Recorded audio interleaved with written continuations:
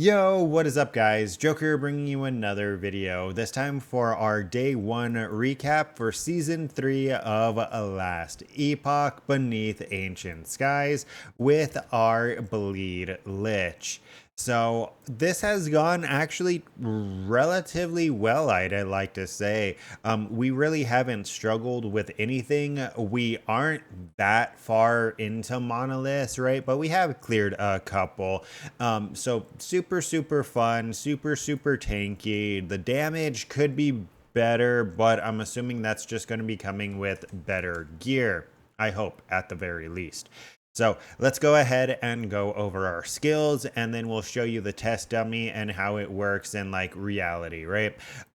We have Rip Blood as our main skill and our main clear skill. We have Gushing Wound, Blood Bond, Revile or Revile, whatever, however you pronounce that, Splatter, Crimson Flood, Volatility, and Carnage. We have Transplant with Occult Fervor, Dance of Blood, Rain of Blood, Violent Emergence, and Doombringer, as well as Fleeting Form, Anemia, Blood Armor. Nope, that's his Bone Armor. Apostasy. Okay, I don't know what that word is. And Drink Deep. Then we have Reaper Form. We have Reaper Form with Ghastly Flow, Reaper's Curse, Rapid Destruction, and Blood Moon Reaver.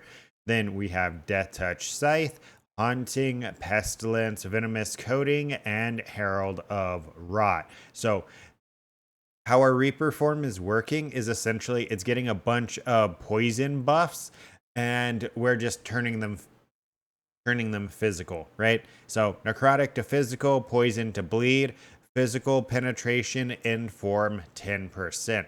This is why we decided to take Reaper form instead of Bone Curse, because in my opinion, it's just better. It gives us like 140 bleed chance. It gives us 30% bleed duration, as well as it has the penetration, and it has 105% of poison chance if we use Reap itself, right?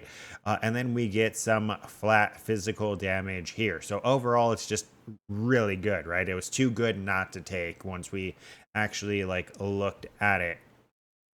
Now, we have our our fifth and final skill, which is the one that we were undecided on in the theory craft, and we decided to go with Chaos Bolts because when I was looking through the skills, I saw this exacted what libatition, lib libatin, libatin, exacted libatin. Okay, we're gonna pretend that I can read. Chaos Bolts hit. Chaos Bolts hits. No, yeah, it just says it weird. Chaos Bolts hits have a chance per intelligence to cast Rip Blood at the target enemy. That is what drew me to making Chaos Bolts our final skill, because we have 51 intelligence right now, and we get a 2% chance per 2 intelligence. So essentially, we have what, a 25 ish percent chance, like 25.5 or something percent chance, that when we cast Chaos Bolts, we're gonna cast Rip Blood. And I'm assuming this means up to a maximum of 4 ripped bloods. Wait, this effect can occur a maximum of 2 times per second. Yeah, so it can occur a maximum of 4 times a second, which is pretty huge. So we have Condemned to Chaos, Sanguine Reverie, which is giving us Damned Chance and Necrotic to physical conversion.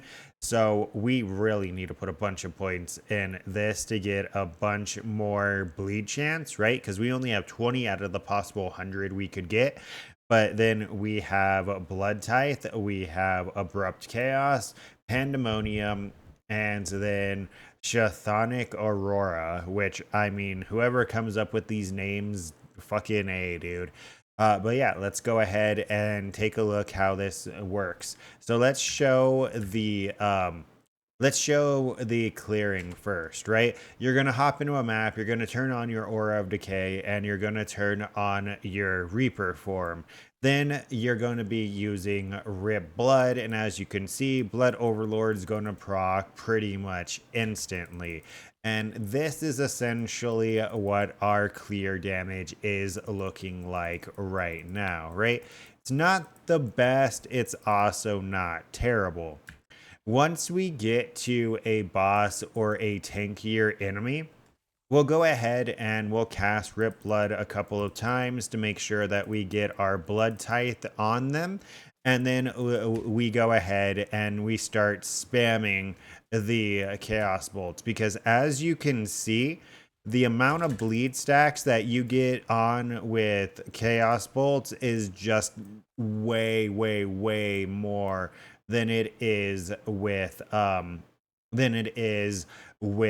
the Rip Blood, right? It just hits so many more times per second that it just applies way more stacks. So let's go ahead and take a look at our gear. We found this dagger actually pretty early on. We killed, what was it?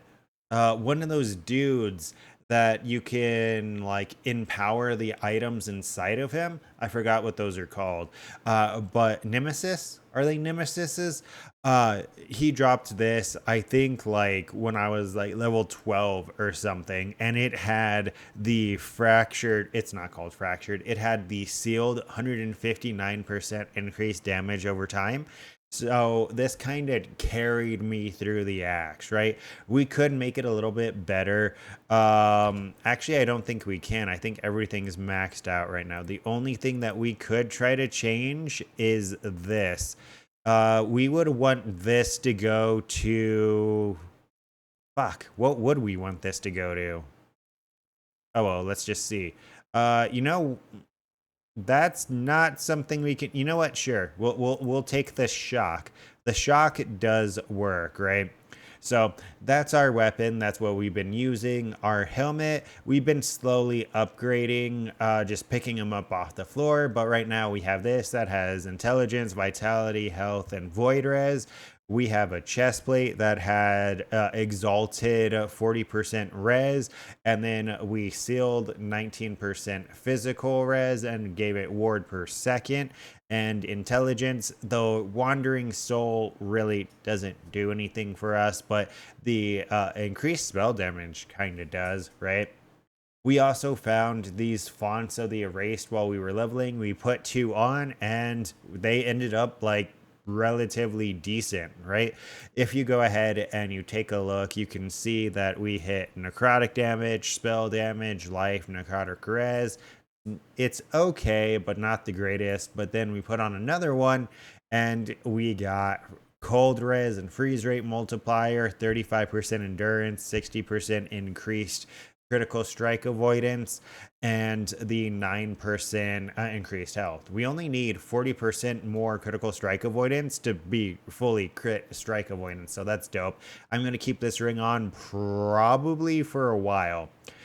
We found a Viper Tail, so we put it on just because the poison damage is extra damage, right? This is obviously going to be our first upgrade. I don't remember in my theory crafting what I had as a belt, but we're definitely replacing this because this really almost does nothing for us. We dropped some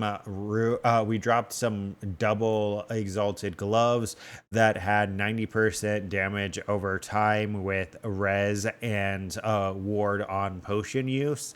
So like these turned out really, really well. Always kill those nemesis mobs and always empower the item. That's how I've gotten that's where I got these items from. It is those mobs majorly. Right, so it has the 90% increased damage over time, 8 intelligence, void res, fire res.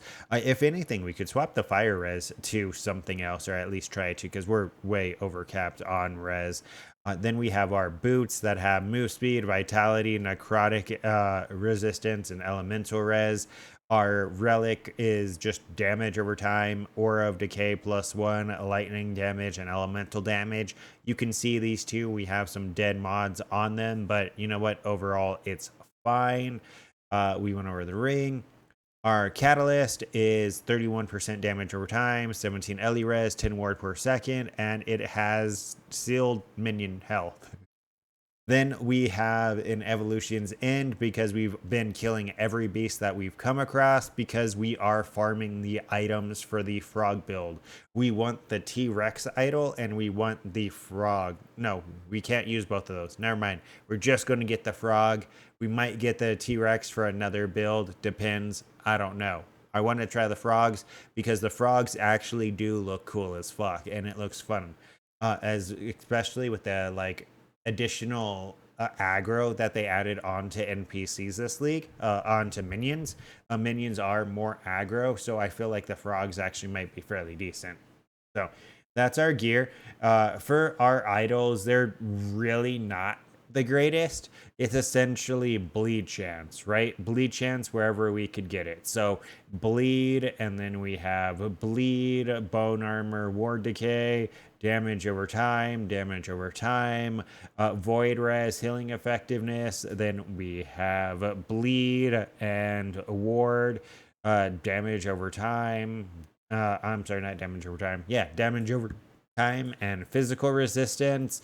And then we have inflict, bleed, and physical resistance.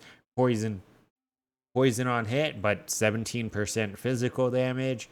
And then physical res and chance to inflict bleed, right? So that's what we're looking like idols wise. But yeah, that's pretty much it. We are currently on, if we go over here, we are currently on the Ending Storm monolith of Fate, and hopefully we're able to knock a bunch more of these out and upgrade our gear. But yeah, that's pretty much it.